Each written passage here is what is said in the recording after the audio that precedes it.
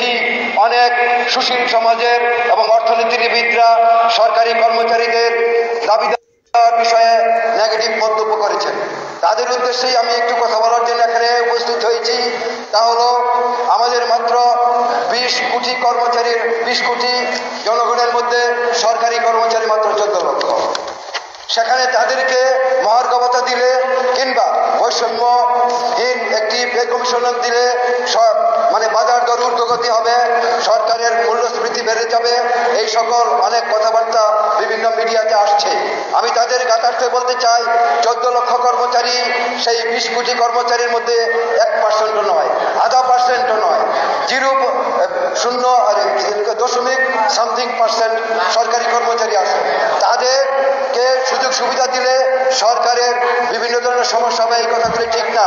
আমি একটা পরিসংখ্যান দিচ্ছি, এই দেশে প্রায় 2 কোটি মানে বিদেশে লোক, 2 কোটি লোক বিদেশে থাকে। তারা রেমিটেন্স যোদ্ধা, তারা বিভিন্ন দেশ থেকে যথেষ্ট টাকা পয়সা আমাদের পাঠায়। সেই পরিবারগুলি আজকে যে বাজার দর আছে সেখানে তারা বিভিন্নভাবে অনুপ্রবেশ করে এবং তারা এই আমাদের অর্থনৈতিক অবস্থানের একটা সূচকে অবস্থান করে।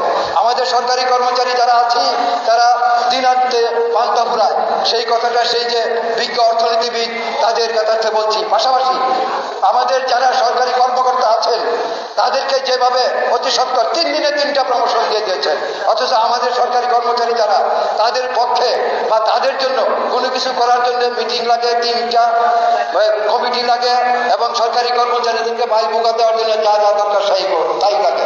সুতরাং সরকারি কর্মচারীদেরকে সবিনয় অনুরোধ করব, একটাই দাবি, এবং আমার তো মনে হয় সরকারি কর্মচারীদের অনেকের মধ্যে অলসতা আছে। আজকে তো এখানে অনেক লোকজন থাকা উচিত ছিল, ফেটে পড়া উচিত ছিল, খুবই ফেটে পড়া উচিত ছিল, অধিকারের জন্য ফেটে পড়া উচিত ছিল।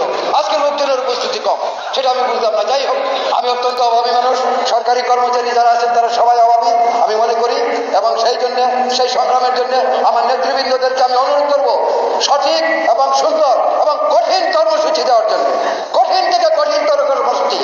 1/2 ঘন্টা 1 ঘন্টা সচিবালয়ের কর্মচারী আলটিমেটাম দিয়েছে, তাদেরকে ডেকে বাধ্য হয়েছে প্রশাসন তাদের সাথে নেগোসিয়েট করতে। আর আমরা সচিবালয়ের বাইরে যারা আছি লক্ষ লক্ষ কর্মচারী, তাদের কথাবার্তা শুনলে আমাদেরকে হাসি ঠাট্টা করা হয়। সুতরাং সম্মানিত নেতৃবৃন্দ যারা এখানে আছেন তাদের কাছ থেকে একটা কঠিন কর্মসূচি সহ সরকারি কর্মচারীদের দাবি দেওয়া আদায়ের জন্য সমস্ত কর্মচারীদেরকে একীভূত করে একটি জাতীয় সম্মেলন করে কঠিন কর্মসূচি দেওয়ার জন্য আমি সবিনয় অনুরোধ করছি। সবাইকে ধন্যবাদ।